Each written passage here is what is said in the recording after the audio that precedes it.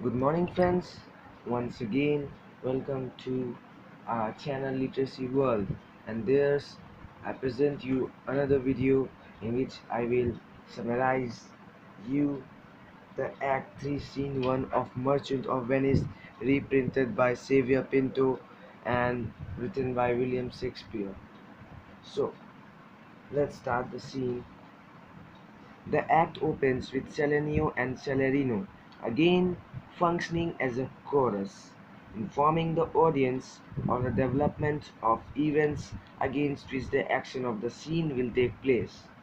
The suggestion made earlier that Antonio's mercantile ventures at sea might founder is now made specific. One of Antonio's ships lies wrecked on the narrow seas, where the carcasses of many a tall ship lie buried. The news of the danger to Antonio also prepares us for the entrance of Shylock, the embodiment of that danger, who was by now discovered Jessica's elopement. The moneylender enters, and both we and Selenio know perfectly well what news concerns Shylock. Selenio's sardonic greetings, with his pretense of wanting to know the news, is calculated to infuriate Shylock, for even though we have not seen Shylock since the elopement of his daughter, we know that his anger will have been fueled by the fact that Lorenzo, and by implication the whole Christian committee, has dealt him a blow.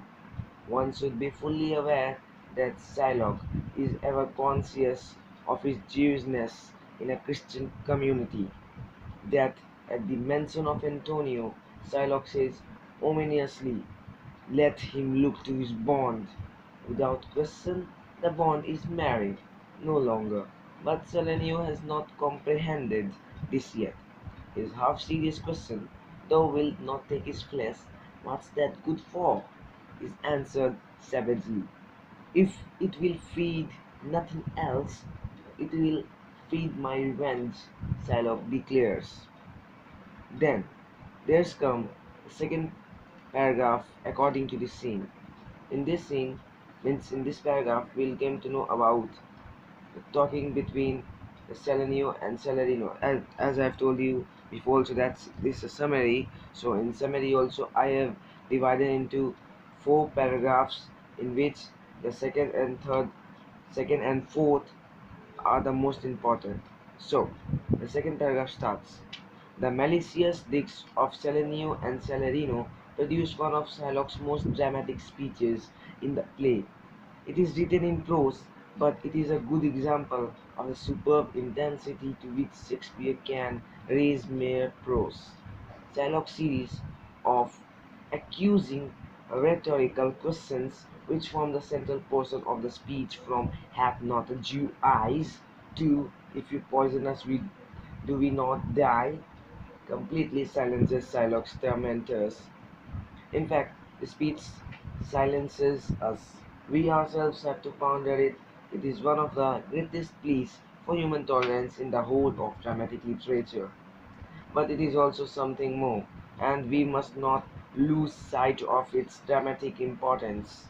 It is a prelude to Shylock's final decision concerning how he will deal with Antonio. Now, this comes the third paragraph, in which Shylock speaks of a Christian's humility with heavy sarcasm. Humility, he says, is a much talked of Christian virtue, but a virtue which is not much in evidence. The humility of a Christian, Shylock says, ceases when a Christian is harmed, for then the Christian takes revenge. That is the Christian's solution, and that will also be Shylock's course of action. His solution to the wrong he has suffered, the villainy you teach me I will execute. And towards the end of the speech, he repeats like a refrain the word revenge. Here comes the fourth paragraph, my dear friends. Shylock's speech on revenge is so powerful and so unanswerable that it is lost on Salanio and Salarino, who are none too bright anyway. But their silence on stage stuns us. Shakespeare has manipulated our sympathy. Then, just when we were secure in feeling that Shylock's reasoning was just, Shakespeare shows us another facet of Shylock, one which we have seen before. His concern with possessions shows us another face of Shylock, one which I have seen before. So, and thus we must reconsider the whole matter of justice which we thought we had just solved. Shylock's friend Tubal enters, and another Jew, as per the act and per the sea. And in the exchange which follows, we realize that Shylock has become a miser in order to build his own personal defense against the hostile Christian mercantile world of Venice. But his defense has increased to such an extent that he has no longer can contain it. It possesses him now. He cannot properly distinguish between the love of riches and his love for his daughter, Jessica. Shylock's obsession for possessing has blinded him. His anger at the Christian world has corrupted even his love for his daughter. I would my daughter were dead at my foot, and the jewels in her ear. Would she were hearsed at my foot, and the ducats in her coffin. Thereby we say the extent of Shylock's hatred. By the end of the scene, the audience is convinced, if it was not before, that Shylock's attacks on Antonio will be absolutely relentless.